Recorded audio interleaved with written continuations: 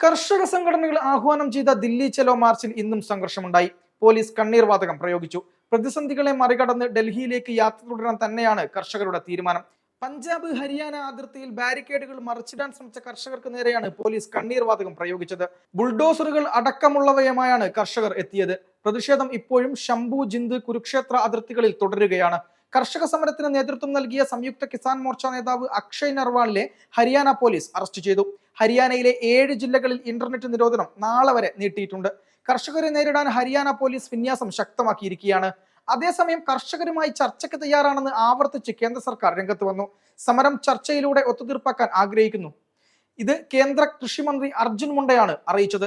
കർഷകരെ കേന്ദ്രം ഖലിസ്ഥാൻവാദികളാക്കുന്നു എന്ന് കോൺഗ്രസ് വിമർശിച്ചു. വിളകൾക്ക് മിനിമം താങ്ങുവില ഉറപ്പാക്കുമെന്ന വാഗ്ദാനം കേന്ദ്ര സർക്കാർ പാലിക്കണമെന്നും കോൺഗ്രസ് ആവശ്യപ്പെട്ടിട്ടുണ്ട്. കർഷകരെ പിന്തുണച്ച് കോൺഗ്രസ് 16-ന് രാജ്യവ്യാപക പ്രതിഷേധം സംഘടിപ്പിച്ചേക്കും. BSP, ശിരോമണി അകാലിദൾ തുടങ്ങിയ പാർട്ടികളും കർഷകർക്ക് പിന്തുണയുമായി രംഗത്തെത്തി. കർഷകരുടെ ആവശ്യങ്ങൾ സർക്കാർ ഗൗരവമായി പരിഗണിക്കണമെന്ന് BSP നേതാവ് മായാവതി ആവശ്യപ്പെട്ടു. കർഷകർ രാജ്യത്തിന്റെ അന്നദാതാക്കളാണെന്നും സമരത്തെ അടിച്ചമർത്തരുതെന്നും മായാവതി കൂട്ടിച്ചേർത്തു.